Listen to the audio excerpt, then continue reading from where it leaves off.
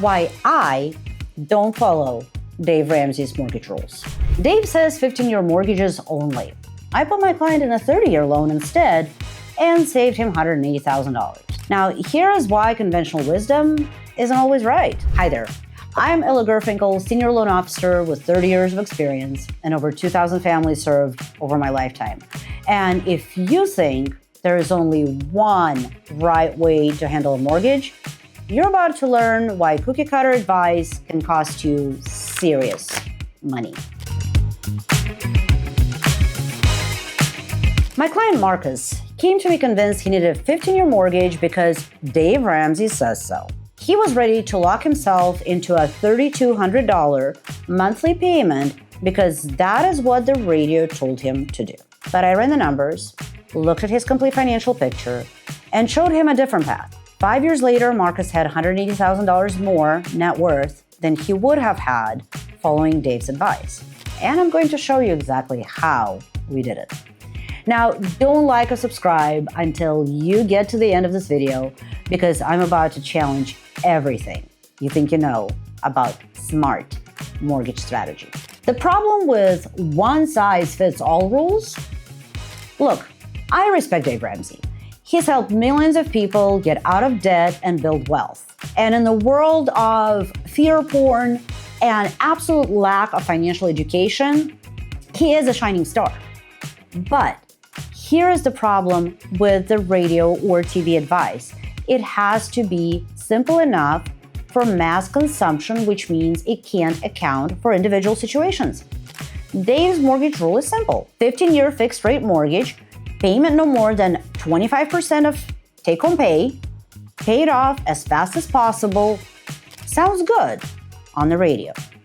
But real life is more complicated than radio sound bites. Marcus made $180,000 a year as a software engineer. He had excellent credit, stable income, and $100,000 in savings. According to Dave's rules, he should take a 15-year mortgage with payments around $3,200 per month. But here's what Dave's rules don't consider. Marcus was 28 years old with 35 plus years till retirement. He had minimal retirement savings because he's been focused on saving for a house. And he was in a high tax bracket where mortgage interest deductions actually mattered. Following Dave's advice would have locked Marcus into a high payment during his prime wealth building years, left him with minimal emergency funds, and prevented him from maximizing his retirement contribution. That's not smart money management, is it now? That's quite rigid thinking that ignores individual circumstances. So, enter cash flow optimization. This is the real strategy, actually. Instead of the 15-year loan, I put Marcus in a 30-year mortgage at $2,400 a month. That's $800 less than a 15-year payment.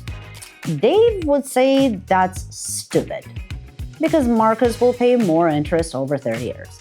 But here is what Dave's math misses. What Marcus does with that extra $800 per month matters more than what he saves in interest. Marcus took that $800 monthly difference and did three things. First, he maxed out his 401k contribution, $23,000 per year with 50% company match. That's $11,500 in free money annually that he couldn't access with a higher 15-year payment. Second, he opened a Roth IRA and contributed $6,500 per year, tax-free growth for 35 years. Third, he invested the remaining $200 per month in index funds in a taxable account for flexibility. So instead of paying an extra $800 per month towards his mortgage, Marcus was investing $1,000 per month in diversified investments with much higher expected returns than the 6% mortgage rate. The investment opportunity Dave ignores. Here's where Dave's advice really breaks down. He treats your mortgage like it exists in a vacuum, ignoring opportunity costs and investment returns. Marcus's mortgage rate was like 6%. His expected return on diversified investments over 30 years, historically around 10% annually. So he's borrowing money at 6 to invest at 10. That's a 4% arbitrage opportunity that Dave tells people to ignore? I mean, okay, let's say the average is 8%. That is still 2% arbitrage. So, hello? But it gets better. Marcus's mortgage interest is tax deductible. In his tax bracket, that 6% mortgage effectively cost him about 4.5% after taxes. So he's really borrowing at 4.5% to invest at 8 to 10%. Over 5 years, here's what happened. Marcus's investment accounts grew to $78,000. His 401k with company matching grew to $145,000. His Roth IRA grew to $42,000. His total investment growth, $265,000. If he'd taken the 15-year mortgage, he would have paid down about $85,000 in additional principal, but would have missed on $180,000 in investment growth and company matching. Net difference. Marcus is $180,000 ahead by not following Dave Ramsey's advice. Risk management and why flexibility matters? Well, Dave's advice assumes everything goes perfectly for 15 years. No job loss, no medical emergencies, no major life changes. But come on, real life doesn't work that way. The 30-year mortgage gave Marcus financial flexibility that the 15-year wouldn't have. When COVID hit and his company had layoffs, Marcus would have been stressed about making a $3,200 mortgage payment. Would he lose a job? But his $2,400 a month payment was manageable, even on reduced income. When his wife got pregnant and they wanted her to stay home for a year, they could still afford it because they weren't locked into a massive mortgage payment. When a great investment opportunity came up, his friend's startup needed investors, Marcus had the cash flow to participate. That investment returned 300% when the company was acquired. None of this would have been possible with Dave's rigid 15-year mortgage approach. High fixed payments reduce your options and increase your risk. Let's face it, even if they're saving money on paper. Now let's talk about the tax advantages. More real math. Dave often dismisses the mortgage interest deduction as not worth it. But for high-income earners like Marcus, the math tells a whole different story. Marcus deducts about $28,000 in mortgage interest annually in his tax bracket. That saves him roughly $9,000 per year in taxes. Over 30 years, that's $270K in tax savings. But here is what's really smart. Marcus is essentially getting a government subsidy to build wealth through real estate.